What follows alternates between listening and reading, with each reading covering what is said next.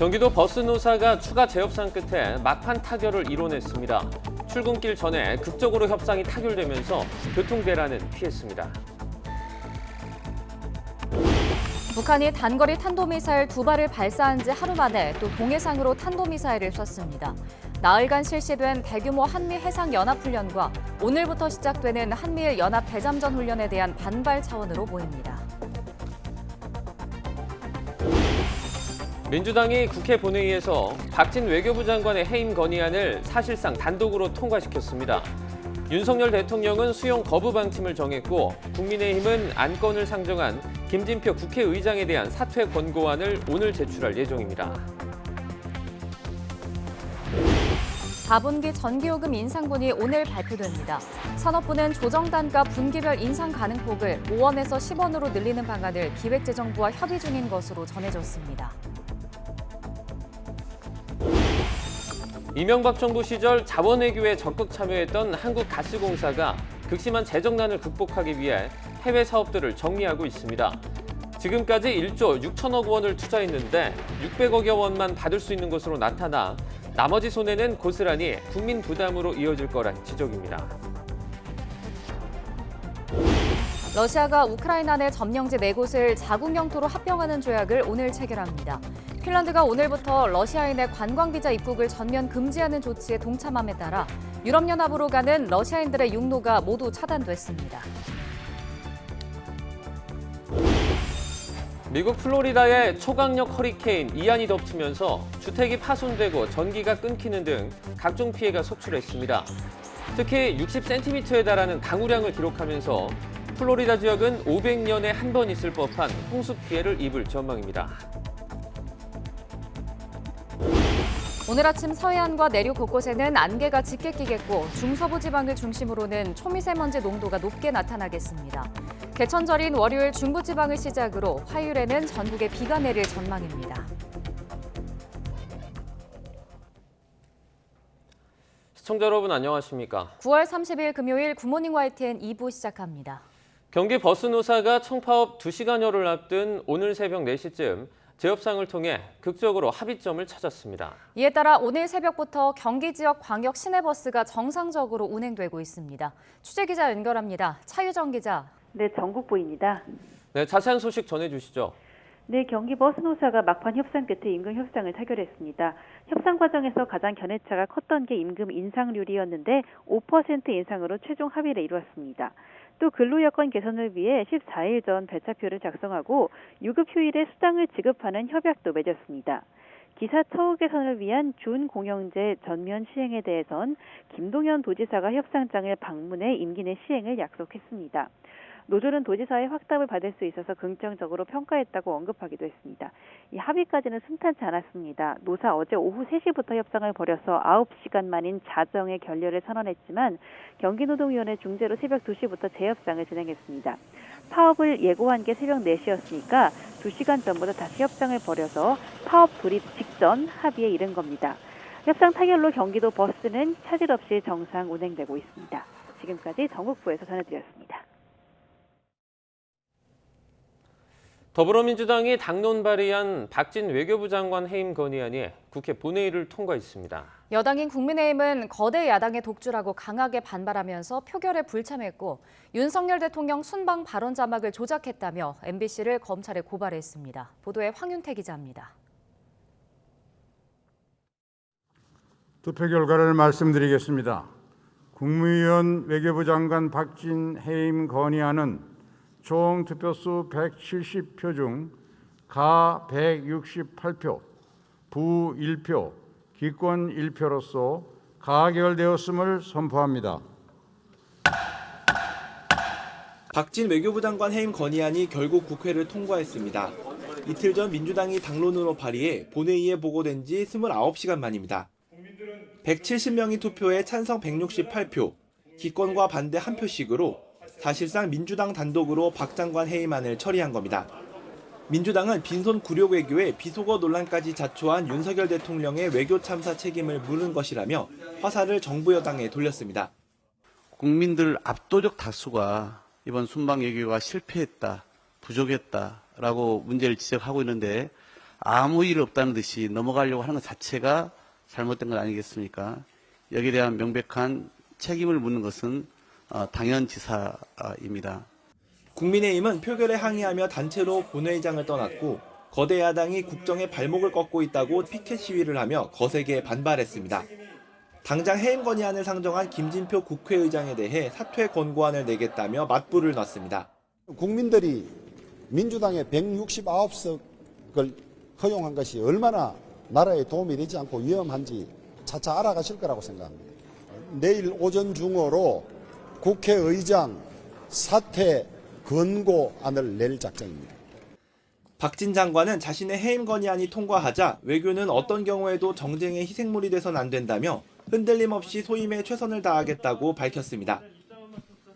국민의힘은 장외에선 윤 대통령 순방 때 발언을 자막으로 조작했다며 박성재 사장 등 MBC 관계자 4명을 고발했는데 민주당은 언론을 때려잡지 말고 물가부터 잡으라고 맹비난했습니다. 진실을 호도하는 그런 일을 계속 자행하고 있습니다. 아마 통신 기록이나 여러 가지 검찰 수사를 통해서 진실을 규명할 수 있을 것으로 기대를 합니다. 국격이나 동맹보다 대통령의 체면이 더 중요합니까?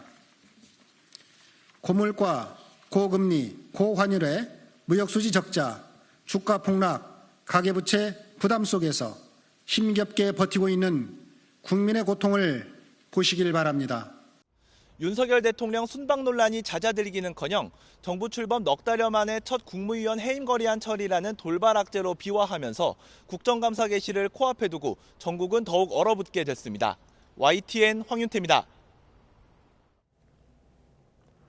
국민의힘은 오늘 김진표 국회의장에 대한 사퇴 권고안을 제출합니다. 어제 더불어민주당 단독 표결로 박진 외교부 장관에 대한 해임 건의안이 국회 본회의를 통과한 직후 주호영 원내대표는 규탄 대회를 열고 오늘 오전 김 의장 사퇴 권고안을 국회에 내겠다고 밝혔습니다. 또 당 지도부 차원에서 다음 주 국정감사를 앞두고 오전 중에 회의를 열고 문재인 정부가 지난 5년 동안 벌인 실정을 규명하기 위한 대책을 논의할 계획입니다. 해리스 미 부통령이 판문점을 방문한 직후 북한이 어제 또 단거리 미사일 2발을 쏴 올렸습니다. 한미 해상연합훈련에 이어 오늘은 한미일 3국의 연합훈련까지 실시되는 만큼 이를 빌미로 북한이 더 높은 수준의 도발에 나설 수 있다는 관측이 나옵니다. 보도에 신준명 기자입니다. 미 해군의 핵추진 항공모함 로널드 레이건함을 필두로 한미 함정들이 해상훈련에 나섰습니다. 레이건함에서는 영화 탑건 매버릭으로 대중에게 알려진 슈퍼호넷 전투기가 공중 조기경보 통제기 호크아이와 함께 출격합니다. 한미 해군은 오늘 일본의 해상자위대와 함께 동해 공해상에서 대잠수함전 훈련도 진행할 예정입니다. 3국이 참여하는 대잠전 훈련은 이번이 두 번째로 지난 2017년 제주 남방 한일 중간수역 공해상에서 처음 실시된 이후 5년 만입니다. 해군은 이번 훈련이 잠수함 발사 탄도미사일 능력 고도화 등 커지고 있는 북한의 잠수함 위협에 대한 대응 능력을 강화하기 위해 마련됐다고 설명했습니다. 북한은 그러나 아랑곳하지 않는 모습입니다. 한미 해상훈련 시작 하루 전인 지난 25일 탄도미사일 한 발을 발사한 이후 그제와 어제 연이어 이틀간 각각 2발씩 쐈습니다. 닷새 동안 3차례나 미사일을 쏘아 올린 겁니다. 미 항모가 한반도에 전개된 상황에서 북한이 탄도미사일을 연이어 발사한 건 이번이 처음입니다. 항모가 다시 한반도에 돌아왔다는 것 자체에 김정은이 예민한 반응을 보이고 있는 것이 아니겠느냐. 한미 양국의 압박에 굴하지 않겠다라는 의도로 도발을 한 걸 보입니다. 북한이 그동안 추가 핵실험을 예고해온 만큼 미국의 전략자산 전개와 한미일 연합훈련을 빌미삼아 다음 달 중순 이후 7차 핵실험을 감행할 수 있다는 관측까지 제기되고 있습니다. YTN 신준명입니다. 미국은 카멀라 해리스 부통령이 한국을 떠난 직후 북한의 탄도미사일 발사를 또다시 규탄하며 한국에 대한 안보 약속을 재확인했습니다. 베단트 파텔 국무부 수석 부대변인은 전화브리핑에서 북한의 미사일 발사는 명백한 유엔 안보리 결의 위반이며 영내 안보 위협이라고 규탄했습니다. 그러면서도 북한에 대한 외교적 접근을 유지할 것이며 북한이 대화에 나오길 촉구한다며 한국과 일본에 대한 안보 약속은 철통 같다고 재확인했습니다.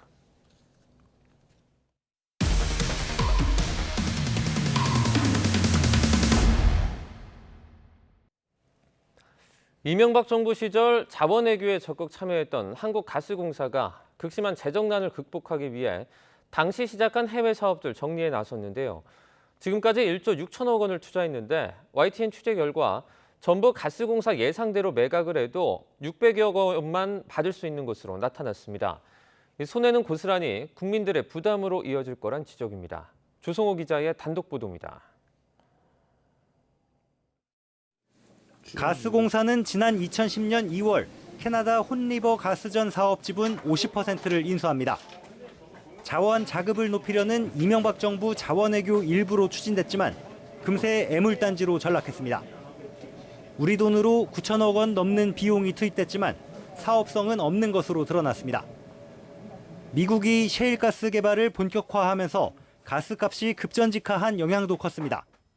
혼리버 같은 경우에는 지금 17년까지 더 이상 그 투자를 중지시킬 수밖에 없는 그런 상황에 도달해 있습니다.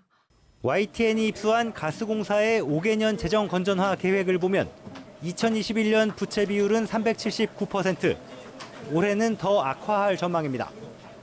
때문에 혼리버 가스전을 비롯해 전략적 가치가 낮거나 핵심이 아닌 사업 5건을 시장에 새로 내놓겠다는 계획입니다. 6천억 원을 들인 이라크 아카스 사업 등 지난해부터 매각을 추진한 사업까지 모두 8건이 대상인데 이 가운데 자원외교로 추진된 사업은 4건, 이들 사업에 지금까지 들어간 돈을 합치면 1조 6천억 원에 육박합니다.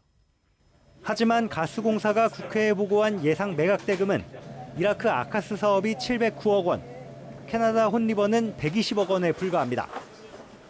특히 310억 원을 투입했다가 배관 설치가 무산되면서 중단된 캐나다 북극권의 우미악 광구는 106억 원 손실을 더 떠안은 채 넘겨줘야 합니다. 4개 사업 모두 원하는 대로 매각하면 투자 비용의 4%에도 못 미치는 614억 원만 손해지고 나머지는 고스란히 손해로 남는 겁니다.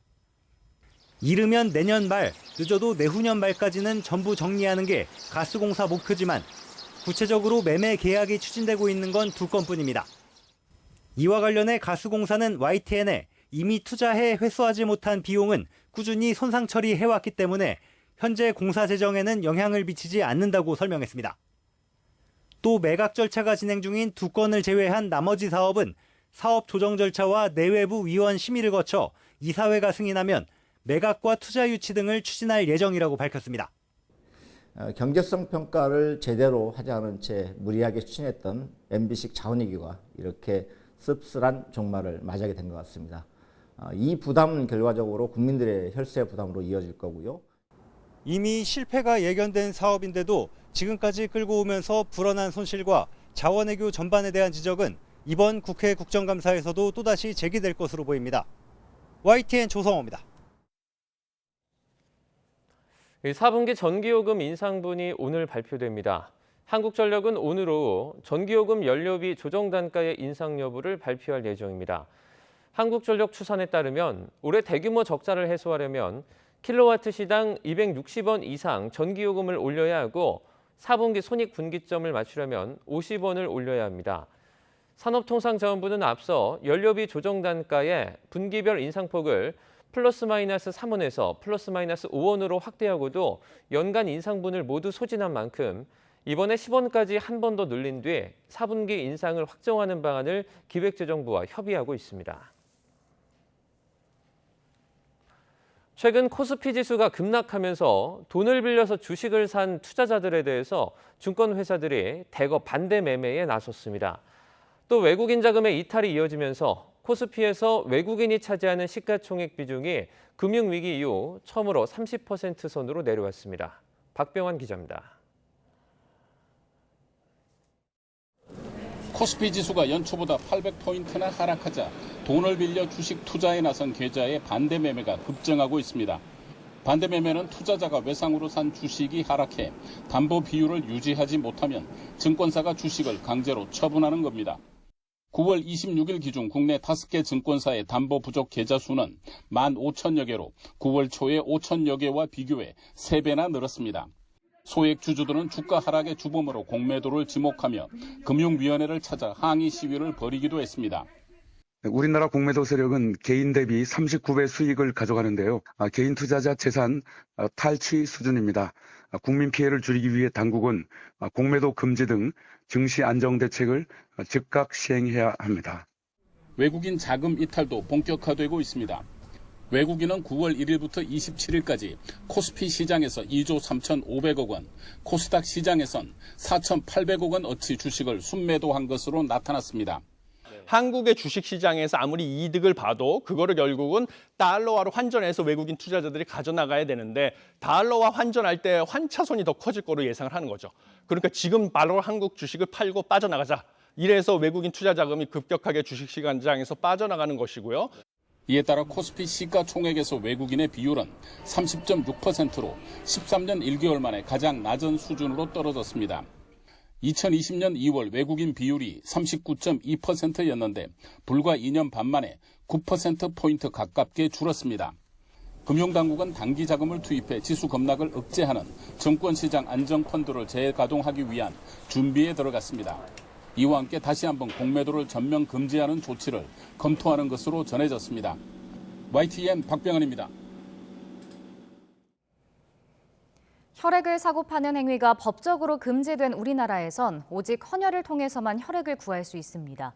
그런데 정작 소중한 혈액을 관리하고 병원에 공급하는 혈액원은 시설 노후화가 심각해 각종 사고나 재난에 사실상 무방비로 노출돼 있습니다. 스프링클러 같은 화재 대비 시설도 대부분 없다고 하는데 이유가 뭔지 강민경 기자가 전해드립니다. 지난 7월 10일 새벽 1시 40분. 대구 경북 혈액원에서 난 화재의 불길이 혈액 보관실에 덮쳐서 10,000팩 가까운 혈액이 폐기 처분됐습니다. 지은 지 40년이나 된 데다 스프링클러 같은 초기 화재 진압 장치도 제대로 갖추지 않아서 피해가 컸습니다. 그런데 알고 보니 전국 대다수 혈액원이 이런 재난 상황에 제대로 대처할 수 없는 실정이란 게 YTN 취재 결과 확인됐습니다. 대한적십자사가 관리하는 전국 15곳 혈액원 가운데 스프링클러가 설치된 곳은 2년 전에 지어진 경기 혈액원 단 한 곳. 혈액원은 대학병원 등과 달리 소방법상 스프링클러 의무 설치 대상에 포함되지 않아서 대부분 스프링클러 없는 저층 건물로 만들어진 겁니다. 건물 노후화 문제도 심각합니다. 오래된 건물일수록 지진과 같은 외부 재난 상황에 취약한데 상당수 혈액원은 지은 지 30년이 넘었고 부산의 경우에는 50년이 다 되어가는 건물에서 혈액을 관리하고 있습니다. 실상을 확인하기 위해 YTN 취재진이 직접 혈액원 가운데 한 곳을 찾아가 봤습니다. 제가 있는 이곳은 1990년에 설립된 서울 남부혈액원입니다. 이렇게 곳곳에 소화기를 비치해 놓긴 했지만 건물 건축 때부터 들어가야 할 스프링클러는 설치돼 있지 않습니다. 화재뿐 아니라 외부 충격이나 오염 등에도 취약한 상태였습니다. 창틀 곳곳에서 물이 새고 혈액 장비 일부는 고무관이 찢어진 채 방치되는 등 깨끗하게 관리하기 쉽지 않은 구조란 걸 한눈에 확인할 수 있습니다. 문제는 역시 예산이었습니다. 혈액원만을 위한 예산 항목이 없고 복지부가 필요한 경비를 그때그때 보조해주다 보니 시설 전반을 보수하는 것 자체가 불가능한 겁니다. 시설 자체가 가장 최신화를 통해서 가장 안전하고 다뤄짐으로써 어떤 수혈자 분들에게 안정적으로 또 안전하게 전달될 수 있었으면 좋겠습니다. 코로나 여파로 올해 헌혈자는 2년 전보다 월 평균 3만 명 가까이 줄어든 상황. 한 방울마저 소중한 착한 피를 전담 관리하는 혈액원 시설에 좀 더 신경을 써야 한다는 지적이 나오는 이유입니다. 혈액 관리, 혈액원 관리는 국민의 건강과 직결되는 사안입니다. 정부가 예산을 투여해서라도 노후화된 시설 그리고 화재 예방에 만전을 기해야 될 때입니다. 특히 혈액원이 화재나 지진 같은 재난 상황에도 대처할 수 있는 장비를 반드시 갖추도록 법을 개정해야 할 필요성도 제기됩니다. YTN 강민경입니다. 러시아가 우크라이나 내 점령지 4곳을 자국 영토로 합병하는 조약을 오늘 체결합니다. 핀란드가 오늘부터 러시아인의 관광비자 입국을 전면 금지하는 조치에 동참함에 따라 유럽연합으로 가는 러시아인들의 육로가 모두 차단됐습니다. 보도에 김상우 기자입니다. 지난 27일 우크라이나 내 4개 러시아 점령지에서는 러시아로의 영토 편입을 묻는 닷새 간의 주민투표가 마무리돼 믿기 어려운 압도적인 찬성률로 영토 편입안이 가결됐습니다. 우크라이나와 서방은 이를 가짜 투표로 규정하고 러시아에 대한 추가 제재를 추진하고 있으나 러시아는 자국 법률에 따라 이들 지역의 영토 편입 절차를 가속화하고 있습니다. 러시아는 오늘 푸틴 러시아 대통령이 참석한 가운데 점령지 합병조약 체결식을 갖습니다. Большом Кремлевском дворце в Георгиевском зале в 15:00 состоится церемония подписания договоров о вступлении в состав Российской Федерации новых территорий. 체결에 앞서 푸틴 대통령은 독립국가연합 정보기관장들과 회의를 갖고 동원 영후 무분별한 징집 실수가 있었고 이를 바로잡아야 한다고 지적했습니다. 그러면서 우크라이나 전쟁은 옛 소련 붕괴의 결과로 서방이 혁명과 전국 불안을 부추기고 있다고 주장했습니다. Цепляясь за прошлое и пытаясь проводить политику диктата во всех сферах, от международных отношений и экономики до культуры и спорта. 젤렌스키 우크라이나 대통령은 합병 조약과 관련해서 더 가혹하게 대응할 것이라고 밝혔습니다. 러시아의 예비군 등의 동원이 가속화되면서 징집을 피하기 위한 탈출 행렬은 여전한 상황. 핀란드는 오늘부터 유럽 국가 간 자유통행을 보장한 생겐 조약에 의한 러시아인의 관광 비자 입국을 전면 금지했습니다. The aim of the resolution is to halt Russian tourism into Finland and transit through Finland to other Schengen countries. 앞서 핀란드를 제외한 나머지 유럽연합 EU 국가들은 관광 비자를 통한 러시아인들의 입국을 이미 금지한 바 있어 러시아인들이 관광 목적으로 EU 회원국으로 가는 육로는 모두 차단됐습니다. 뉴욕타임스는 최소 20만 명의 러시아인이 동원령이 내려진 뒤 러시아를 떠났다고 인접 국가들의 통계 자료를 인용해서 보도했습니다. YTN 김상호입니다. 블라디미르 푸틴 러시아 대통령이 동원령 이후 잘못된 징집 사례가 있었음을 인정하고 검찰총장에 조사를 지시했습니다. 푸틴 대통령은 현재 시각 29일 러시아 국가안보위원회 회의에서 부분 동원령 집행 과정에서 발생한 모든 실수가 바로잡혀야 하고 재발을 막아야 한다고 말했다고 로이터 통신 등이 보도했습니다. 러시아에서는 최근 동원령 집행 과정에서 노인과 환자, 장애인 등 복무가 불가능하거나 면제된 이들까지 무차별로 징집하고 있다는 불만이 끊이지 않고 있습니다. 푸틴 러시아 대통령이 서방은 어느 나라에서든 색깔혁명과 유혈 사태를 일으킬 준비가 돼 있다고 주장했습니다. 푸틴 대통령은 현재 시각 29일 독립국가연합, 즉 CIS 정보기관장들과 영상회의에서 이같이 말하면서 우리는 이런 사례를 이미 봐왔다고 지적했습니다.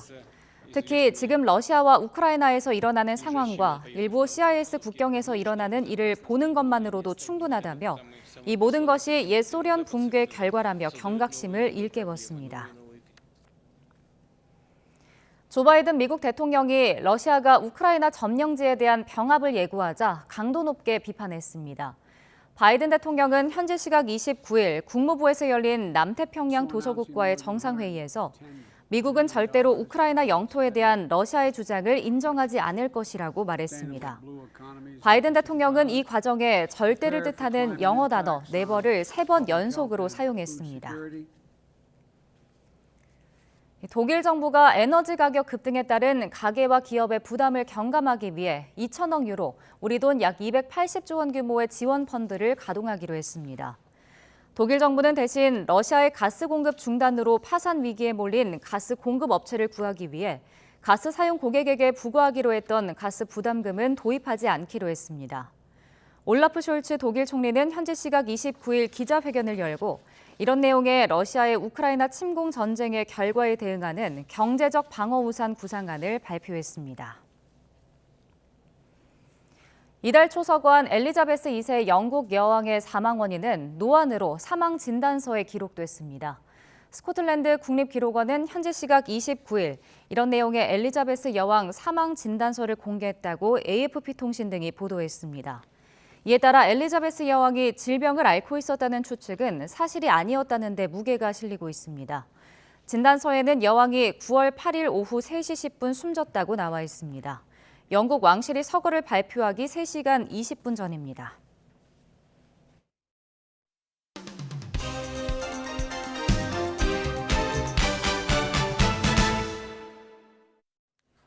9월 30일 금요일입니다. 오늘 아침 신문은 어떤 소식을 다뤘는지 짚어보겠습니다. 이현웅 아나운서가 주요 내용 정리해봤습니다. 어서 오세요. 안녕하십니까? 네, 첫 번째 기사입니다. 카멀라 해리스 미 부통령이 이 방한을 마치고 출국을 했습니다. 참 여러 가지 일정들이 있었는데요. 신문 어떻게 다뤘습니까? 네, 한국일보 기사 함께 보실 텐데요. 용산 대통령실에서 함께 악수하는 사진 일면에 담겨 있었습니다. 네. 윤석열 대통령의 순방 일정에서 미국과의 만남이 예상보다 짧았다고 한다면 이번에는 예정보다 2배 더 길게 1시간 25분 정도 진행됐습니다. 이 자리에서 윤석열 대통령은 미국 인플레이션 감축법에 대한 우려를 전했고요. 해리스 미 부통령은 바이든 대통령도 우리의 우려를 잘 알고 있다면서 법률 집행 과정에서 잘 챙겨보겠다 이렇게 답했다고 합니다. 이 밖에도 통화 스와프를 포함한 금융 안정화 협력이나 북한에 대한 방위 태세 강화 등에 대한 의견을 나눴다고 합니다. 또 논란이 되고 있는 윤석열 대통령의 비속어 논란과 관련해서는 미국 측은 전혀 개의치 않고 있다라고 답했다고 합니다. 네. 한편 해리스 부통령이 출국하고 난 뒤에 북한은 동해상으로 탄도미사일 2발을 또 발사했는데요. 이번 주 들어서만 3번째 미사일 도발이었습니다. 지난 5월 바이든 대통령의 귀국길에 탄도미사일을 쐈던 것과 유사한 방식이라고 했는데요. 이 방한 중에 쏘는 것을 피해서 미국을 직접 겨냥하는 모양새는 피했다고 하지만 통상 연합훈련 전이나 후에 미사일을 발사했던 것과 달리 이번에는 훈련 기간 중에 도발을 하고 있기 때문에 이런 모습은 이례적으로 평가되기도 합니다. 네, 다음 기사는 경향신문입니다. 이 대법원이 미국 기지촌의 이 성매매 관련해서 한국 정부의 책임을 처음으로 인정했다고 하죠. 전해주시죠. 네, 그렇습니다. 1950년대 후반부터 1990년대까지 경기 파주나 평택시 등 미군 기지 주변에는 미군을 상대로 한 성매매가 이루어졌습니다.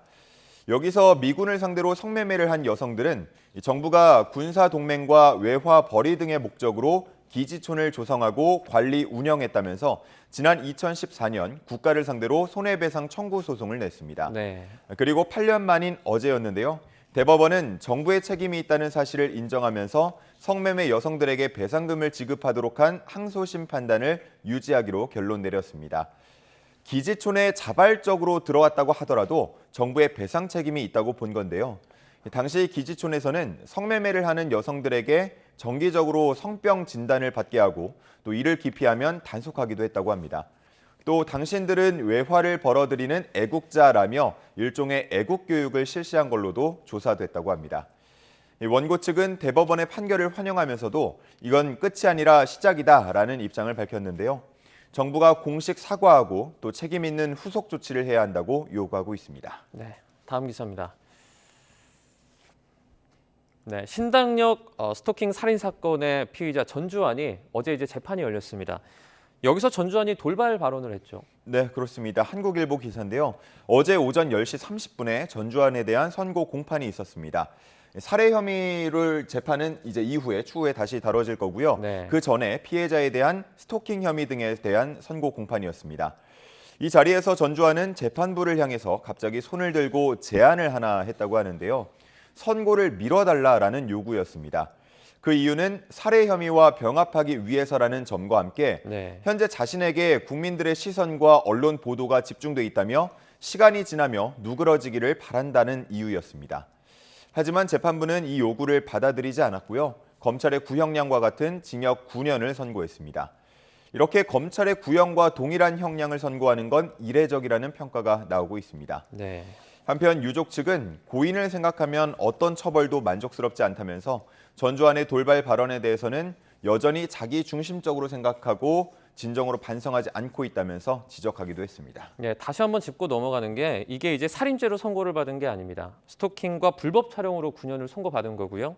살인죄는 추가로 재판이 진행될 예정입니다. 네, 그렇습니다. 더해지면은 이전의 사례를 봤을 때 40년형까지 최근에 나온 바 있기 때문에 더 가중될 것으로 보입니다. 네, 또 신문에서 나오면 저희가 다뤄보도록 하겠습니다. 다음 기사입니다. 해외 소식도 좀 살펴보도록 하겠습니다. 초강력 허리케인이 미국 플로리다주를 지금 강타했다고 하는데요. 여기 지금 나와 있는 사진들이 그 피해 사진이죠? 네, 그렇습니다. 동아일보에 실린 사진들 함께 보실 텐데요. 총 3가지 사진들 실려 있습니다. 네. 가장 왼쪽은 건물 지붕이 마치 조gin자처럼 날아가는 모습이고요. 이 중앙에는 허리케인이 몰고 온 강풍과 폭우로 다리가 끊어진 모습 볼 수 있습니다. 네. 단면이 그대로 드러나 있죠. 자, 그리고 마지막은 소방서가 물에 잠겨 있는 모습인데요. 한 소방관이 소방 장비를 들어서 나르고 있는데 허리까지 물이 차오른 것을 확인할 수 있습니다. 초강력 허리케인 이언은 이렇게 미국 플로리다주를 그야말로 강타하고 있는데요. 현재까지 미국 본토에 상륙한 허리케인 중 역대 5번째로 강력하다는 평가를 받고 있습니다. 이에 플로리다주는 주민 대피령을 내리고 주요 공항과 학교는 문을 닫으면서 대처를 했는데요. 계속해서 피해 접수는 늘고 있는 상황입니다. 네. 거의 최고 등급이라고 할 수 있는 5등급에 가까운 최대 풍속을 지녔던 허리케인 이언은 이제는 1등급까지 약해져서 이동을 하고 있는데요. 하지만 속도가 느리기 때문에 홍수 피해를 계속 발생시키고 있다고 합니다. 블룸버그 통신은 이언으로 인한 경제적 피해 규모가 670억 달러, 우리 돈으로 따지면 96조 원으로 추정된다고 했는데요. 미국 역사상 피해 규모가 가장 큰 10위 안에 들 수도 있다고 보도하고 있었습니다. 네. 다음은 스포츠 기사 보도록 하겠습니다. 11월 20일에 이제 개막을 하는 카타르 월드컵이 2달도째 남질 않았습니다. 사상 첫 번째 겨울 월드컵인데요. 지금 이용표 대한축구협회 부회장이 관전 포인트를 제시를 했죠. 네, 그렇습니다. 이용표 부회장은 이번 월드컵에 대해서 불확실성이 많다 이렇게 보고 있었습니다. 네. 사상 처음 중동 지역에서 열리는 월드컵이라는 점, 또 사상 처음으로 겨울에 열리는 월드컵이라는 점, 또 모든 경기장이 수도 도하를 중심으로 반경 30km 이내에 모여 있기 때문에 이동 거리가 짧다는 점, 이런 점들을 들어서 이전 월드컵들과 좀 다르다 이렇게 보고 있었습니다. 네. 그러면서 프랑스와 브라질을 우승 후보로 꼽고 있었고요. 또 다크호스로는 이란을 평가하기도 했습니다. 한편 우리나라에 대해서는 조별리그 최약체로 평가가 되고 있지만 4년 동안 벤투 감독 한 명의 사령탑을 중심으로 차근차근 준비했다는 점을 주목해야 한다고 했는데요. 이렇게 충분한 준비 시간이 있었던 만큼 시스템을 잘 갖췄으리라 믿는다고 했습니다. 한편 한겨레 신문에는 영국 가디언즈가 평가한 순위들이 실려 있었는데요. 우리나라는 본선 32개 나라 가운데 26위로 평가가 됐는데 최근 있었던 2번의 평가전에서 경기력에 물음표가 생긴다고 평가했습니다. 한편 우리와 같은 조에 속한 우루과이는 13위로 포르투갈은 14위, 그리고 가나는 우리보다 낮은 29위였습니다. 그리고 또 다른 매체 골닷컴은 포르투갈을 10위로 평가했고요. 우루과이를 16위, 우리나라를 17위, 그리고 가나를 21위로 평가하기도 했습니다. 네, 다음 기사 보겠습니다.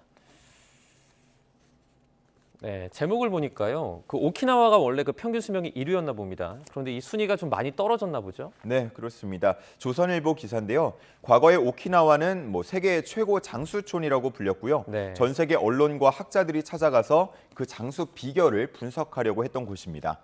그런데 1990년대부터 점차 기대 수명이 떨어져서 지금은 일본 내에서 오히려 단명촌 쪽에 가깝다고 하는데요. 네. 그 이유에 대해서 서구화된 식문화 그리고 생활 방식 변화 등을 꼽고 있었습니다. 오키나와에는 미군이 장기 주둔하고 있는데요. 그러면서 패스트푸드가 급속히 늘어나는 등 식문화가 서구화되고 있다고 합니다.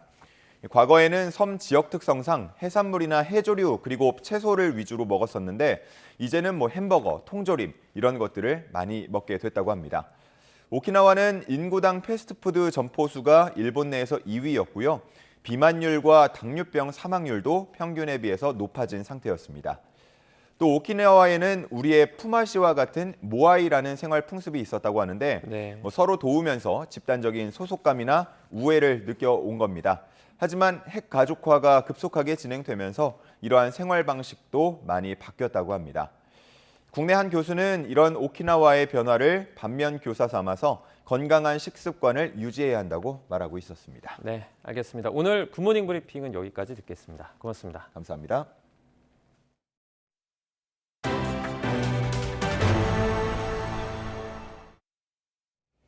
천안 논산 고속도로에서 화물차가 앞서가던 다른 화물차를 들이받은 뒤 불이 났습니다.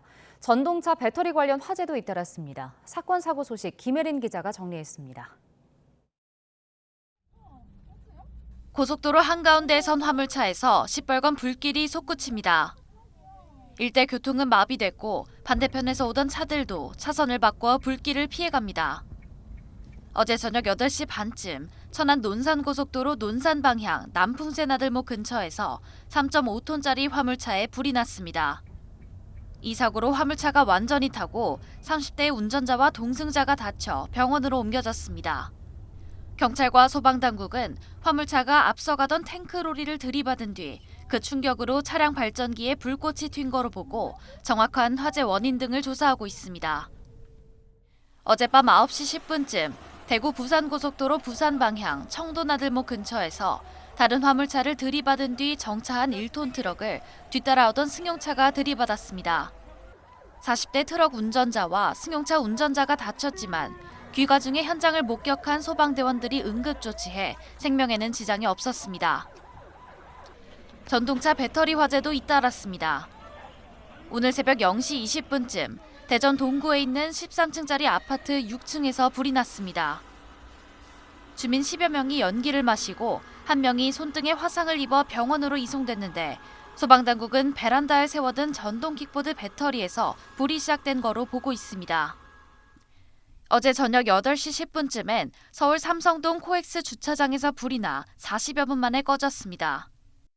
소방당국은 충전 중이던 전기청소차 배터리에서 불이 시작된 거로 보고 화재 원인을 조사하고 있습니다.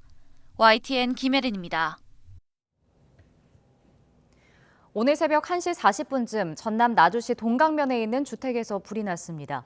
불은 1시간 10여 분 만에 꺼졌는데 집안에선 신원을 알 수 없는 2명이 숨진 채 발견됐습니다. 경찰과 소방당국은 불이 난 집에 사는 80대 노모와 50대 아들이 숨진 것으로 보고 사망자의 신원을 확인하는 한편 정확한 화재 원인 등을 조사하고 있습니다. 마약 투약 혐의로 구속된 작곡가 겸 사업가 돈스파이크가 이미 여러 차례 마약 전과가 있었던 것으로 YTN 취재 결과 확인됐습니다. 경찰은 돈스파이크와 이른바 보도방 업주로 알려진 공범을 구속하고 마약 혐의 연루자 8명을 입건해 조사하는 등 수사를 확대하고 있습니다. 임성재 기자가 보도합니다. 서울 호텔 등지에서 여러 차례 마약을 투약한 혐의로 구속된 작곡가 겸 사업가 돈스파이크. 영장 실질 심사 뒤 마약을 시작한 건 최근이라고 답했습니다. 다 제 잘못이고요. 조사할 상식이 임해서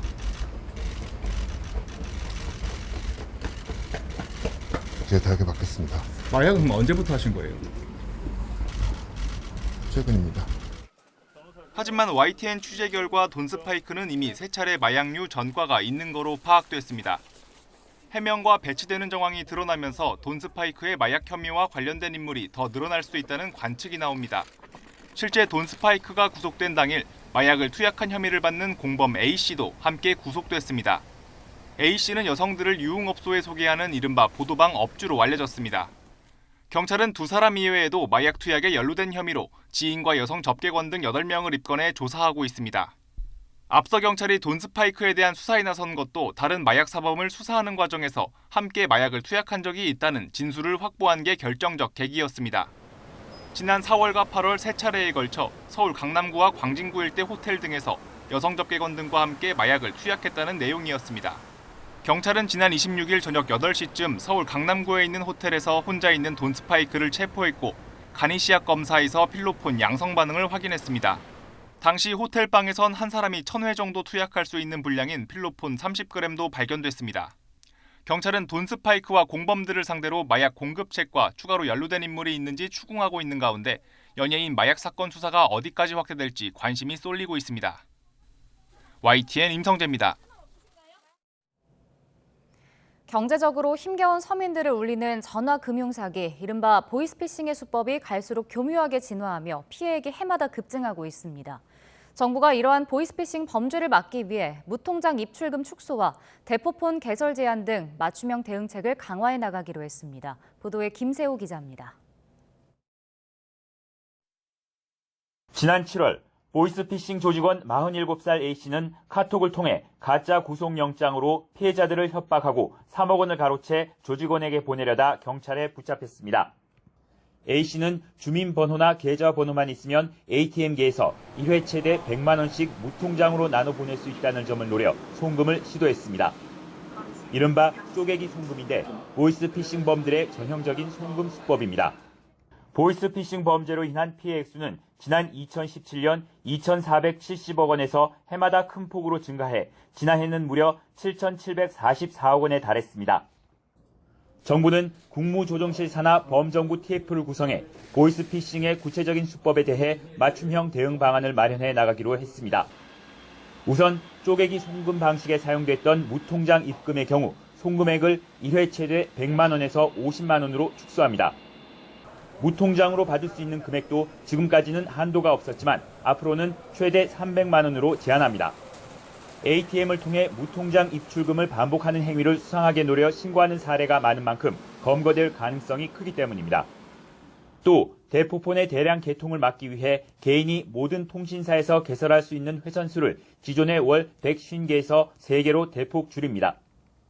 이어 신분증 사진과 실제 계좌 신청인의 얼굴을 비교할 수 있는 안면 인식 시스템을 하반기에 본격 도입해 신분증 도용을 막는다는 계획입니다.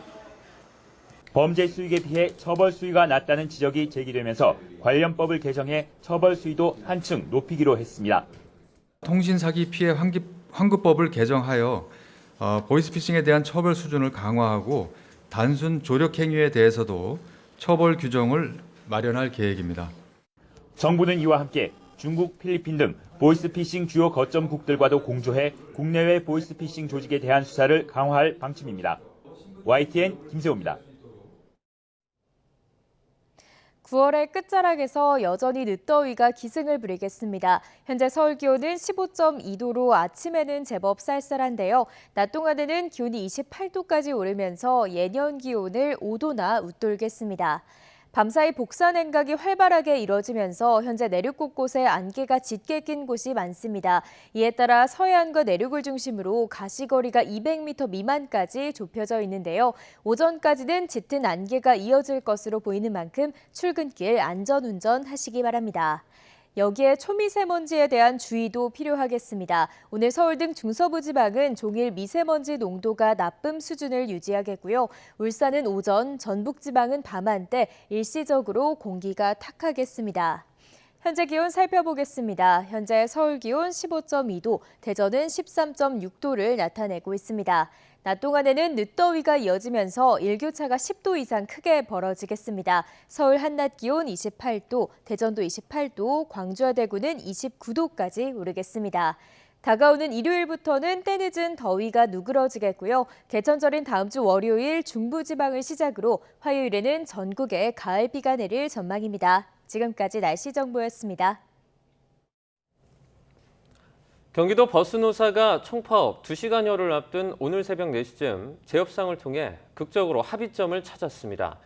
이에 따라 오늘 새벽부터 경기도 광역 및 시내버스가 정상적으로 운행되고 있습니다. 노사는 쟁점이 됐던 조합원의 임금을 지난해 호봉별 시급에 5% 인상하기로 했고 근로 형태도 1일 2교대로 하며 주간 5일 근무에 이틀간 휴일제를 도입하기로 했습니다. 앞서 버스 노동자 단체인 경기도 버스 노동조합협의회는 오늘 0시쯤 노동쟁의 조정회의가 최종 결렬됐다며 오전 4시 운행되는 첫 차부터 총파업 돌입을 선언했습니다. 그러나 경기지방노동위원회 등의 중재로 노사 양측은 오전 2시쯤부터 임금 인상폭 등을 두고 재협상을 벌여 파업 돌입 직전에 극적인 타결을 이뤘습니다. 윤석열 대통령의 비속어 논란이 국정 전반을 뒤흔들고 있지만 대통령의 사과나 유감 표명은 없을 것으로 보입니다. 대통령실은 언론이 날조해 한미 동맹을 이간시켰다면서 가짜뉴스만은 퇴치해야 한다고 강경 대응에 나섰습니다. 조은지 기자가 보도합니다. 미국 뉴욕에서 문제의 발언이 나온 지 꼭 일주일째 앞서 진상규명을 말했던 윤석열 대통령은 추가 언급은 자제했습니다. 논란이 이렇게 장기화된 일인지 유감 표명을 하실 생각 없나요?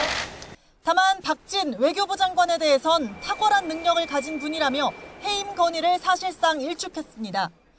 건강이 걱정이 될 정도로 국익을 위해서 전 세계로 동분서주하는 분입니다. 어떤 것이 옳고 그른지는 국민들께서 자명하게 아시리라고 생각합니다. 대통령실은 순방이 정말 외교 참사였다면 미국 해리스 부통령과 영국 외교장관이 왔겠느냐며 우리 스스로 폄하하는 건 좋지 않다고 했습니다. 김대기 비서실장까지 나섰습니다. 정치권은 외교전쟁 장수에 목을 치려하고 언론은 날조해 한미동맹을 이간시킨다며 국가 전체로 봐서 바람직하지 않다고 했습니다. 가짜뉴스를 경멸하는 선진국과 달리 우린 광우병 사태에서 보듯 관대하다면서 지지도나 정치적 유불리를 떠나 가짜뉴스만은 퇴치해야 한다고 강조했습니다. 다른 대통령실 관계자들도 YTN에 비속어 논란이 아닌 MBC의 자막 조작 사건이다. 길어지더라도 진실을 알리는 게 중요하다는 등 강경한 목소리를 냈습니다. 논란 초반에 일부 참모는 윤 대통령이 사과나 유감 표명을 하면서 진상규명을 촉구해야 한다는 뜻을 밝혔지만 야당에 빌미를 주고 본질을 왜곡할 수 있다는 의견이 힘을 얻은 것으로 전해졌습니다. 대통령실은 이번 논란을 한미동맹 훼손 시도로 규정했는데 양국 관계는 문제 없다고 소개하기도 했습니다. 한국 내 논란에 대해 미 측으로서는 전혀 개의치 않고 있다면서 바이든 대통령은 윤 대통령에 대해 깊은 신뢰를 가지고 있으며 대통령실은 가짜뉴스가 다시는 있어서는 안 된다며 시간이 걸리더라도 사회적 가치를 확보할 때까지 계속 가겠다고 밝혔습니다. YTN 조은지입니다. 윤석열 대통령이 박순애 전 부총리의 사퇴로 이 공석인 사회부총리 겸 교육부 장관 후보자에 이주호 전 장관을 내정했습니다. 노동개혁 논의를 이끌 경제사회노동위원회 위원장으로는 김문수 전 경기지사를 임명했는데 두 사람 모두 논란이 일고 있습니다. 박소정 기자입니다. 박순애 전 부총리 사퇴 이후 50일 넘게 공석이던 사회부총리 겸 교육부 장관 후보자에 이주호 전 장관이 내정됐습니다. 이명박 정부 당시 2010년부터 13년까지 교육과 기술부 장관을 지내면서 자율형 사립고, 마이스터고 신설 같은 교육 정책을 이끌었습니다. 대통령실은 윤 정부의 교육개혁 과제를 추진할 적임자라고 설명했습니다. 디지털 대전환에 대응한 미래 인재 양성, 또 교육 격차 해소 등 윤석열 정부의 교육 개혁 과제를 차질 없이 추진할 수 있는 노동개혁 논의를 조율할 경제사회노동위원회 위원장에는 김문수 전 경기도지사가 임명됐습니다. 과거 노동운동을 했던 김문수 위원장은 2020년에는 강경 우파로 불리는 전광훈 목사와 함께 자유통일당을 창당하기도 했습니다. 노사 협력을 통한 상생의 노동시장 구축 등 윤석열 정부의 노동개혁 과제를 보다 적극적으로 추진할 수 있는 적임자라고. 하지만 당장 발표와 동시에 논란이 일고 있습니다. 국민의힘은 두 사람 모두 적임자라고 평가했지만 야당에서 반대 목소리가 터져나왔습니다. 더불어민주당은 이주호 후보자는 경쟁교육을 주장해 교육 양극화를 심화시킨 인물이라며 MB정부의 실패한 인사 재활용이냐고 꼬집었습니다. 김문수 위원장에 대해선 극우 성향 발언과 행보에 대한 비판이 나오는 동시에 노동계에서는 노조를 적대시하는 인물이라고 반발했습니다.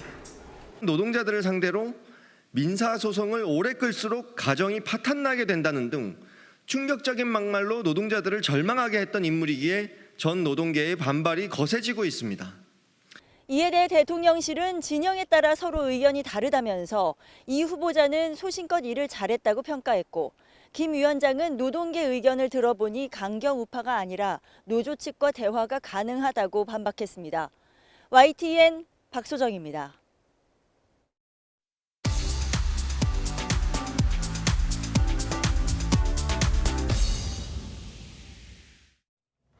경제 소식을 빠르게 전달해 드립니다. 오늘 굿모닝 경제는 이인철 참 좋은 경제연구소장과 함께하겠습니다. 어서 오세요. 어서 오세요. 네, 정부가 이제 지난주에 연기를 했던 4분기 전기요금 인상분을 오늘 발표를 합니다. 네. 원래 인상이 예상되긴 했지만 정부가 예고한 것보다 조금 더 그 폭이 더 크게 오를 수도 있다고요? 그렇습니다. 전기요금은 크게 4가지 항목으로 구성이 되어 있어요. 네. 이제 기본요금, 그리고 기준연료비, 또 하나가 기후 환경요금과 연료비 조정요금으로 구성이 되어 있는데 네. 우리가 이제 연료비 조정요금이라는 건 국제유가나 이제 연료비 변동에 따라서 분기별로 결정을 해야 합니다. 근데 분기가 10월이 시작이 되잖아요. 네. 그러니까 이제 지난주 이미 결정돼야 했던 게 지금 부처 간 이견 때문에 오늘 발표를 해야 합니다. 앞서서 정부가 이미 결정된 게 있어요. 기준 연료비는 4월과 10월에 킬로와트 시당 4.9원씩 올리겠습니다. 이미 예고가 돼 있어요. 네. 여기에다가 이제 그 4월에는 2원이 더 추가가 됐는데 이 연료비 항목 가운데 기후 환경 요금 2원이 더해져서 4.9원이 아니라 6.9원이 이미 올랐어요. 네. 그리고 연료비 조정 단가가 이제 3분기에도 올랐는데 당시에 5원 올랐잖아요. 그래서 총 보니까 전기요금은 4월에도 올랐고요. 7월에도 이미 올랐습니다. 네. 그리고 이제 10월 오르는 게 오늘 발표가 되는 건데 네. 문제는 뭐냐? 지금 약관까지 고쳐서 분기당 연료비 조정 단가 플러스 마이너스 3원에서 5원으로 다 썼어요. 네. 이제 더 이상 올릴 수가 없어요. 왜냐하면 연간으로도 이제 5원까지만 플러스 마이너스 5원까지만 인상하기로 이제 약관은 돼 있기 때문에 더 이상 올릴 수 없는데 문제는 뭐냐? 상반기 동안 지금 이 한전의 적자를 봤더니 수입은 킬로와트당 230원에 수입을 해서 파는 건 120원에 팔고 있다는 겁니다. 네. 그러니까 누적 적자가 상반기까지만 14조 원이 넘고 이거 연말까지 그대로 가면 30조 원 훌쩍 뛰어넘을 수 있다라는 이유 때문에 일단 이런 이제 이 적자를 좀 해소하기 위해서 한전이 산자부한테 요금을 인상하기를 원했던 폭은 네. 260원이에요. 네. 킬로와트 시당 260원은 그래야 적자가 해소가 됩니다라고 하는데 그건 말도 안 되는 얘기거든요. 네. 그래서 이제 이 산자부는 그러면 연간 연료비 조정 단가 인상폭 요건 지금 플러스 마이너스 5원이니 이걸 2배 10원 정도로 올리는 방안을 이제 이 기재부와 협의를 하고 있는데 기재부는 난색을 표시하고 있는 거죠. 네. 지금 물가 계속해서 정점 10월이라고 얘기했는데 공공요금이 오르면 그 미치는 파장이 만만치가 않아요. 네. 자동적으로 오르는 요금들이 굉장히 많습니다. 물건값에 반영되는 것뿐만 아니라 교통비, 물류비에도 반영이 되거든요. 네. 자, 그러다 보니까 지금 뭐 산자부의 경우에는 한전의 이 적자를 감안하게 되면 플러스 마이너스 5원 더해서 10원 정도 인상해야 한다라고 얘기하고 있지만 그러나 기재부는 물가를 감안하면 이미 예고했던 것 정도 이상으로 인상하기엔 부담스럽다라는 건데 네. 오늘 그 결과가 나오는데요. 이외에도 여러 가지 다양한 방법으로 특히 이제 이 대부분의 전기는 산업용이 많아요. 네. 기업들이 많이 쓰거든요. 대용량으로 거의 절반 이상을 이제 기업들이 쓰기 때문에 대용량 사업자의 전기요금 인상폭은 한시적으로 좀 더 많이 인상하는 방안까지 지금 얘기가 되고 있습니다. 네. 근데 전기도 지금 그렇지만 가스요금도 이제 인상이 예고돼 있잖아요. 근데 이것도 인상폭이 더 커질 수 있다고 그러던데요. 맞습니다. 이미 인상폭이 지난해 이미 발표가 다 끝났어요. 근데도 불구하고 뭐 올해 계속해서 가스가 올랐잖아요. 네. 특히나 가스는 거의 대란 수준이에요. 2년여 만에 국제 LNG 가스 가격이 35배 올랐습니다. 네. 그러다 보니 가스공사가 지금 독점적으로 공급을 하고 있죠. 지난해만 미수금이 1조 7천억 원 수준이었는데 상반기만 5조 원 훌쩍 넘었고요. 이러다가 내년에는 12조 원 넘을 수 있겠는데 이런 불안감이 엄습하고 있는데 네. 앞서 제가 전기요금은 올해 총 3번 올랐습니다. 10월까지 포함하면 가스요금은 4번 오릅니다. 이미 지난해 말 정부가 4월과 7월, 10월 세 차례에 걸쳐서 메가주울당 총 2.3원 인상을 결정을 했고 5월에는 꼼수예요. 정산 단가 1.23원을 별도로 인상했기 때문에 네. 총 횟수가 4번이 돼버렸어요. 네. 자, 그러다 보니까 이번엔 어떻게 했느냐. 이번에는 정산 단가도 올리지만 기준 연료비 동시에 올리자는 겁니다. 자, 그러다 보니까 지난 7월에 일반 가스용 가정용의 경우에는 7% 올랐거든요. 그때 이제 4인 가구 기준 한 2,200원 정도 인상 요인이 발생을 했는데 네. 이거 인상으로 올리겠다는 거거든요. 그렇게 되면 4인 가구 기준 월 3,000원 이상으로 뛸 수밖에 없는 상황인데 네. 정부도 고민이 많을 거예요. 네. 과연 이게 지금 우리가 쓴 것을 우리가 다 이제 해소할 것이냐 아니면 미래 세대한테 전가할 것이냐의 문제이기 때문에 네. 타이밍의 문제일 뿐 올해뿐만 아니라 내년에도 요금 인상은 불가피한데 그럼에도 불구하고 공공요금을 현실화할 것인가 아니면 이제 물가 안정이라는 이 딜레마 사이에서 뭐 고심을 거듭한 정부가 과연 오늘 어떤 결론을 내릴지 좀 지켜봐야겠습니다. 네. 네. 밤사이 해외 증시 상황도 살펴보도록 하겠습니다.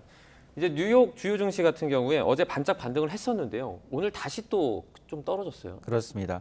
어제 영란은행이 시장에 기입을 하면서 반짝 반등에 성공을 했는데 네. 일일 천하였습니다. 뉴욕 증시 더 많이 빠졌어요. 유럽 증시도 급락을 했고요. 네. 주요 지수가 2% 내외로 빠졌는데 특히 대형지주제 S&P 500 지수의 경우에는 오늘 또 하루 만에 22개월 만에 최저치를 찍고 있습니다. 네. 2.1%나 급락을 했는데요. 오늘 가장 크게 악재로 작용한 건 애플이었어요.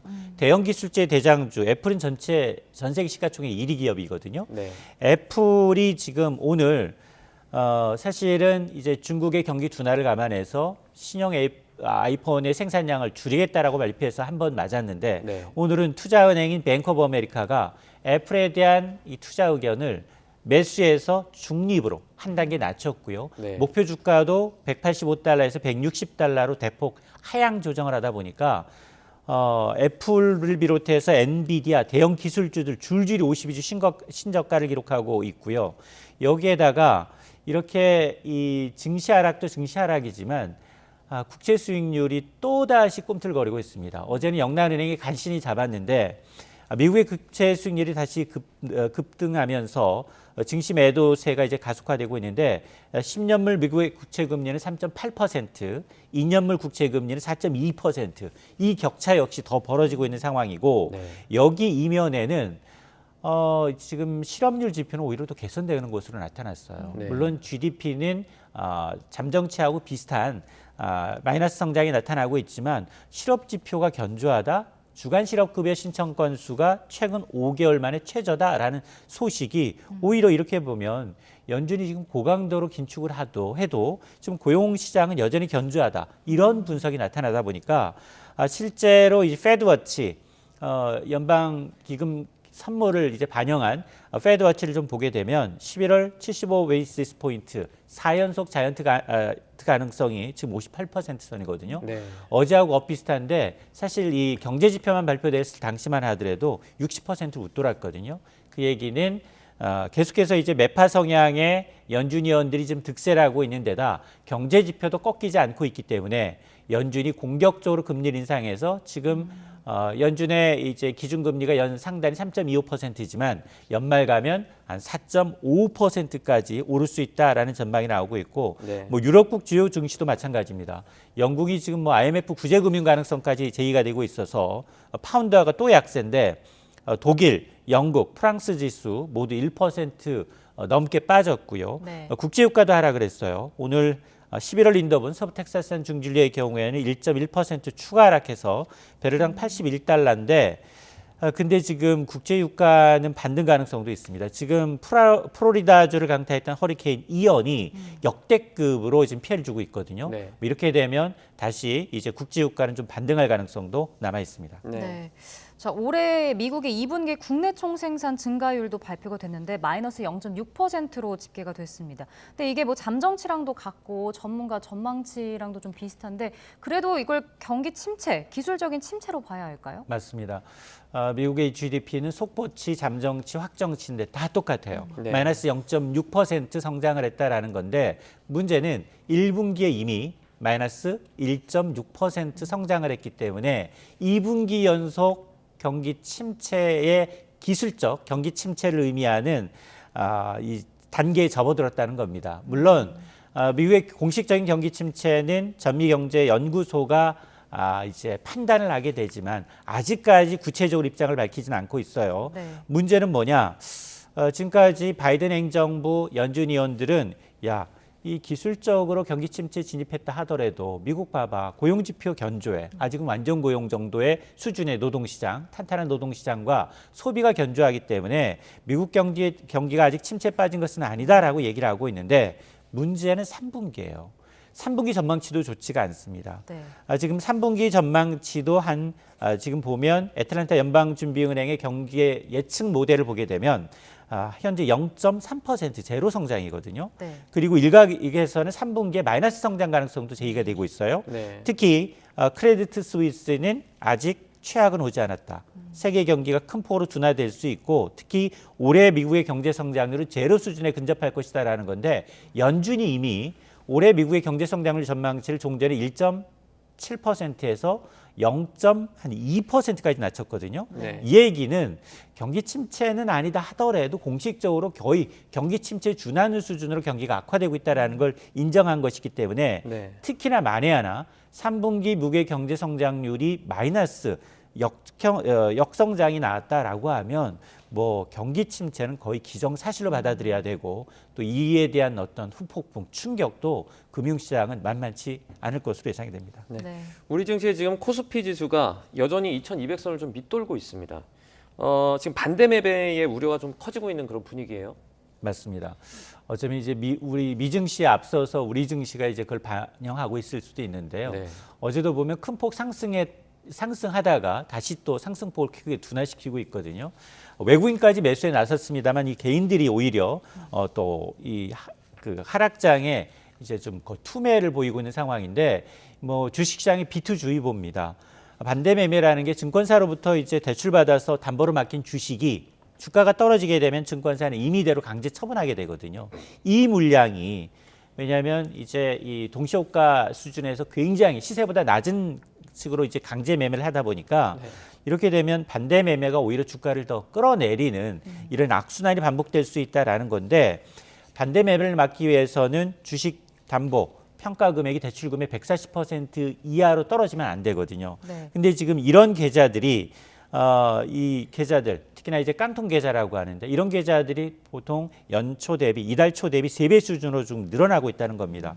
이러다 보니까 미수금 대비 반대 매매 비중을 의미하는 이 반대 매매 비중 역시 20% 선이 육박을 하고 있어서 글로벌 금융위기 당시였던 2009년 이후 세 번째로 높아지고 있어서 지금 빚내서 투자하셨던 분들 이틀 내로 이제 이걸 메꾸지 못하게 되면 강제 처분되니까 이거는 이제 원금 손실 가능성도 있고 물론 뭐 대출금 못 갚는 것뿐만이 아니라 그렇기 때문에 굉장히 좀 주시를 하셔야겠습니다. 네, 지금 그 개인 투자자들이 공매도 전면 금지를 시행해야 한다 이렇게 주장을 하고 있는데 금융당국도 이 공매도 금지 카드를 좀 만지작하고 있는 것 같아요. 맞습니다. 이게 예전과는 좀 정부 분위기도 달라진 거죠? 그동안 사실 그 공매도에 대해서 지금 코스피 200 종목에 대해서 대형주 위주로 지금 되고 있는데 공매도를 이제 우리만 한시적으로 할 거냐, 전 세계적인 이제 이 경기 침체 상황 그리고 이제 글로벌 금융시장이 좋지 않은 가운데 어떻게 할 거냐에 대한 고민을 하고 있는데 네. 역시 지금 너무 많이 빠지니까 금융시장에서 지금 뭐 채권시장 안정화하기 위해서 채권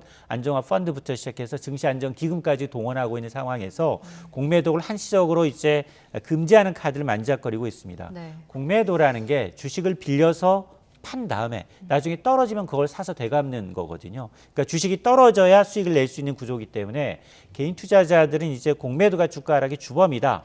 특히 외국인들의 비중이 워낙 높고요. 개인 비중이 워낙에 낮습니다.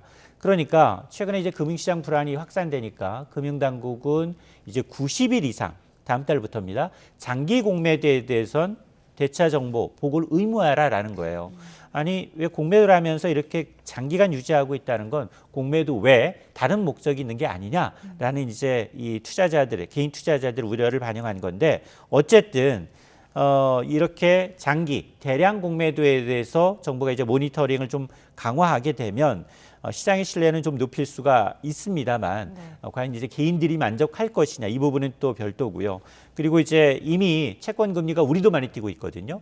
여기에다 이제 그동안 제가 우리가 한미 간 금리 역전 현상이 나타나도 과거와 외환위기와 같은 이제 외환위기와 같은 위기는 발생하지 않을 겁니다라고 얘기했던 근거 중에 하나가 바로 이제 국가 부도 스와프, 신용 스와프, CDS 프리미엄이 굉장히 안정적이다라고 얘기했는데 최근에 연중 최고로 좀 뛰고 있거든요.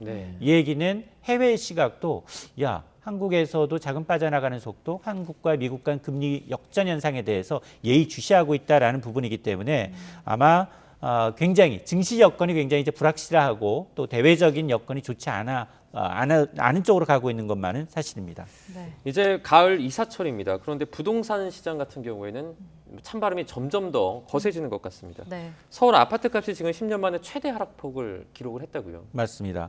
한국부동산원이 매주 이제 이 주간 아파트 동향을 발표해요. 9월 넷째 주 주간 아파트 가격 동향을 보니까 이번 주 서울 아파트 가격은 일주일 전보다 0.19% 떨어져서 지난주 0.17%보다도 낙폭이 더 커졌습니다. 네. 이것은 2012년 9월 이후 10년 만에 가장 큰 폭의 하락폭이고 주간 단위 18주 연속 서울 아파트 가격도 약세를 면치 못하고 있고 또 수도권은 더 많이 떨어졌어요. 0.25%포인트 떨어졌는데 네.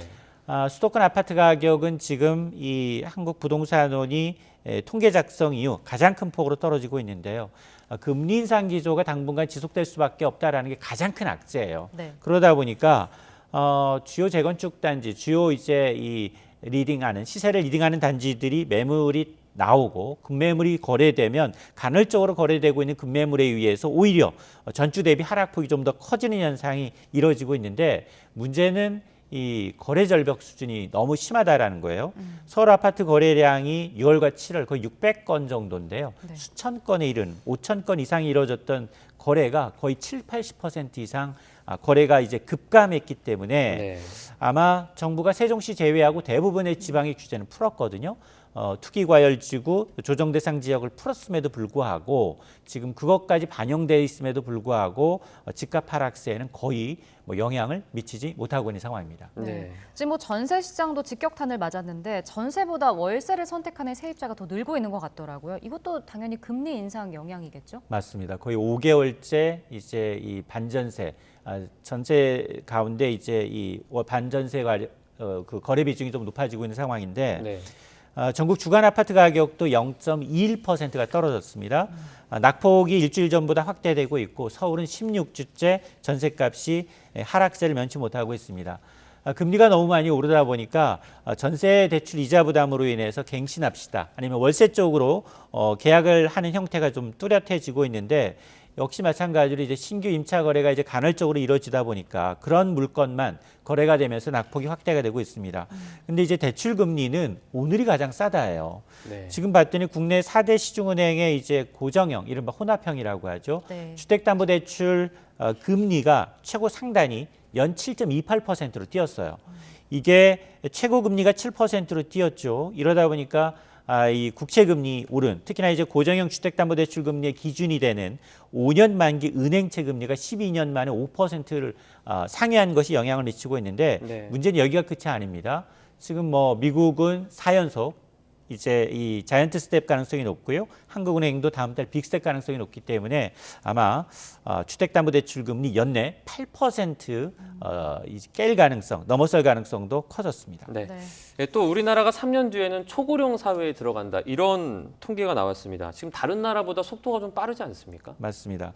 이제 코리아 하면 이미지가 이제 다이내믹, 역동적이다라고 있거든요. 네. 그래서 아마 맨파워, 양질의 이제 일자리가 우리나라의 이제 한강의 기적을 만들었는데, 근데 한국이 늙어가고 있다는 겁니다. 네. 통계청의 통계를 보니까 65세 이상 고령 인구 비중이 올해 901만 8천여 명, 사상 처음으로 900만 명을 돌파를 했어요. 네. 국내 인구 가운데 고령자 비중은 17.5%가 됐는데 문제는 3년 뒤입니다. 2025년이 되면 고령 인구 비중이 20.6%를 돌파해서 초고령 사회로 진입할 것이다라는 게 통계청의 전망입니다. 네. 유엔이 65세 이상 인구를 세 가지로 분류하고 있습니다. 65세 이상 인구가 전체 인구에서 차지하는 비율이 7% 넘어가면 고령화 사회, 이게 14%가 넘어가면 고령 사회, 20%를 넘어가면 초고령 사회로 구별하고 있는데 네. 문제는 우리가 이제 고령 사회로 진입한 게 2018년이에요. 네. 근데 초고령 사회 불과 7년 만에 돌파하는데요. 다른 나라와 좀 비교해 보면 이제 이 고령 사회에서 초고령 사회로 도달하기까지 오스트리아가 53년, 영국이 50년, 네. 미국이 빠르지만 15년, 일본도 한 10년이었기 때문에 우리나라가 불과 이제 7년 만에 돌파하는 것이어서 이 속도에 대해서 우려를 자아내고 있습니다. 네. 근데 노인 빈곤율이 지금 높다는 것도 문제 같은데 뭐 상대적으로 다른 나라에 비해서 이것도 좀 높은 것 같더라고요. 맞습니다. OECD 평균의 3배를 웃돌아요. 네. 노인 빈곤율은 뭐냐? 우리나라가 한 2020년 기준 한 40%를 웃돌고 있는데 중위소득이라는 건 우리나라 소득이 가장 많은 사람부터 소득이 가장 낮은 사람까지 그 정확하게 중간에 있는 중위소득의 절반 이하를 버는 가구를 빈곤이라고 하거든요. 네. 노인의 상대적 빈곤율이 지금 40% 웃돌고 있는데 OECD 평균이 13%예요. 네. 그러니까 이게 3배를 웃돌죠. 이러면 누가 부양할 거냐. 이게 문제가 되는데 생산 가능 인구, 그러니까 만 15세부터 64세 인구, 앞으로 2035년이 되면 생산 연령 가능 인구 2명당 1명의 노인을 좀 부양해야 되는 시기거든요. 이러다 보니까 노인분들조차도 내 가족이 나를 부양해 줄 것인가, 이에 대한 기대치는 많이 줄어들고 있는 반면 정부, 사회가 함께 책임을 져야 한다라는 인식이 높아지고 있는데, 이 얘기는 뭐냐? 앞으로 노인 문제, 일자리 문제, 연금 문제, 주거 문제, 사회적으로 초고령 사회에 대한 대책이 좀 마련된다라는 겁니다. 네, 알겠습니다. 오늘 굿모닝 경제 이인철 소장과 함께했습니다. 고맙습니다. 고맙습니다.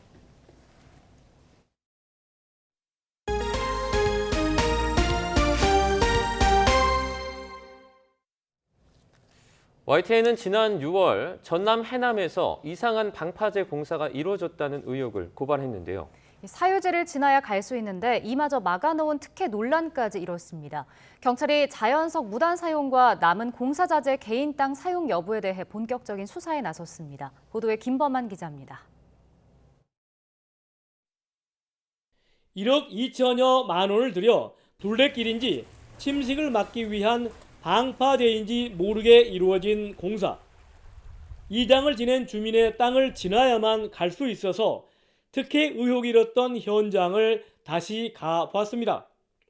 문제가 제기된 방파제로 연결되는 유일한 길입니다. 보시는 것처럼 출입문은 여전히 이렇게 굳게 닫혀 있습니다. 방파제에는 조개 껍데기가 붙어 있어 자연석으로 보이는 돌이 이곳 저곳에서 발견돼 바로 옆 바닷가에서 무단으로 가져다 쓴 것이 아니냐는 의혹도 강하게 제기됐습니다. 이에 따라 경찰이 현장 실사에 나서는 등 공사를 둘러싼 전반적인 의혹에 대해 본격적인 수사에 착수했습니다. 하죠. 제가 왜 안 하겠습니까? 당연히 하죠. 저희가 알아서 하랍니다. 일단 만나보고 그 얘기도 들어보고 하면 해야 볼 테니까요. 사진도 우리가 같이 했고요. YTN은 해당 방파제 공사에 돌을 공급한 채석장도 찾아가 봤습니다. 채석장 관계자는 YTN 영상을 보고 조개 껍데기가 붙어 있거나 겉면 곡선이 부드러운 돌은 전혀 공급한 적이 없다고 확인했습니다. 철붙기 많으면 이제 그런 식으로 약간 검어질 수도 있는데 일단 이런 식으로 각재 갖고 있는 돌 아니면 동그란 돌 같은 경우는 이쪽에서 나갈 수가 없고 만들 수가 없고. 앞서 경찰은 해남군청 공무원을 참고인 신분으로 불러 공사가 이루어진 경위와 감리를 제대로 했는지 등을 조사했습니다. 경찰은 특혜 의혹이 제기된 주민의 선조 묘소로 이어지는 길 포장 등에 방파제 공사를 하고 남은 자재가 쓰인 것은 아닌지도 들여다보고 있습니다. YTN 김범환입니다. 국내 최고층 전망타워를 꿈꾸는 인천 청라시티타워 건립사업이 LH와 시행사 사이에 공사비 분담 문제로 15년째 제자리 걸음입니다. 청라국제도시 지역 주민들은 LH가 입주민들에게 약속을 지키지 않고 희망 고문을 가하고 있다며 책임 있는 자세로 문제를 해결하라고 요구하고 있습니다. 강성옥 기자의 보도입니다. 인천시 서구 청라국제도시 내 호수공원. 중심부에 거대한 공사장 가림막이 시야를 가로막습니다. 공사 가림막이 설치된 지 4년째. 이제는 지역의 흉물처럼 변했습니다. 10년이 넘도록 다시 또 이 방치된 상태가 이어지다 보니까 주민으로선 분노가 끓어오르고 정말 그 LH 공사에다가 정말 항의 방문이라도 하고 싶은 심정입니다. 청라시티타워는 지하 2층, 지상 30층, 높이 448m, 국내 최고층 전망 타워를 짓는 사업입니다. LH가 토지 분양대금 가운데 3천억 원을 재원으로 2008년 국제 아이디어 공모를 통해 사업이 시작됐습니다. 2019년에 사업 시행사로 선정된 주한양과 보성산업이 특수목적법인 청라시티타워를 만들어 기공식까지 열었지만 그때뿐이었습니다. 사업 현장은 이렇게 문이 굳게 잠겨 있습니다. 공사 관계자는 단 한 명도 보이지가 않습니다. 시행사는 이미 자본 잠식 상태에 빠진 것으로 알려졌습니다. 늘어난 공사비 분담 문제가 사업의 발목을 잡고 있습니다. LH는 시행사 측에 시공사로 선정된 포스코 건설과 본계약을 체결하고 신속하게 사업에 착수하라는 입장입니다. 하지만 시행사 측은 공사비가 지금은 5,600억 원까지 치솟았다며 누가 부담할 것인지 결정되지 않은 상황에서 착공은 어렵다고 버티고 있습니다. 특히 시행사는 공사비를 회수하기 위해 타워 인근의 수익 사업으로 오피스텔 분양을 허용해달라고 요구하면서 특혜 논란으로 문제를 더욱 꼬이게 하고 있습니다. 저도 8기 공약으로서 시티타워의 조속한 완공을 위해 노력하겠다고 약속한 바가 있습니다. 최근에는 인천시는 물론이고 LH 사업단장과도 만나서 이 사업의 진행에 대해서 상의도 하고 조속히 진행해 줄 것을 부탁드리기도 했습니다. 청라국제도시 개발 사업을 통해 막대한 개발 이익을 챙긴 LH가 공사비 증가분에 대한 분명한 입장을 밝히지 않으면서 청라 시티타워는 15년째 제자리 걸음을 하고 있습니다. YTN 강성욱입니다. 오늘 아침도 시야가 답답합니다. 밤사이 기온이 크게 떨어지면서 현재 서해안과 내륙을 중심으로 짙은 안개가 낀 곳이 많은데요. 현재 인천의 경우 가시거리가 70m 안팎까지 바짝 좁혀져 있습니다. 출근길 교통안전에 각별히 유의하시고요. 항공기 운항 정보도 잘 확인해 주시기 바랍니다. 이틀째 초미세먼지도 기승입니다. 오늘 중서부 지방은 종일 초미세먼지 농도 나쁨 수준을 유지하겠고 울산은 오전 한때, 전북은 밤 한때 일시적으로 공기가 탁하겠습니다. 현재 기온 살펴보겠습니다. 서울 14.9도, 대전은 13.4도를 나타내고 있습니다. 오늘 낮 기온은 어제와 비슷하거나 조금 높아 덥겠습니다. 서울과 대전 28도, 광주와 대구는 29도가 예상됩니다. 다가오는 일요일부터는 늦더위가 누그러지겠고요. 개천절인 다음 주 월요일 중부지방을 시작으로 화요일에는 전국에 가을비가 내릴 전망입니다. 아침에는 쌀쌀함이 감돌지만 한낮에는 아직 늦더위가 남아 있습니다. 일교차가 10도 이상 크게 벌어지는 만큼 건강관리 잘해주시기 바랍니다. 지금까지 서울상암동에서 YTN 원희다입니다. 금요일 아침 굿모닝 YTN은 여기까지입니다. 잠시 후 뉴스라이더가 방송됩니다. 시청해주신 여러분 고맙습니다.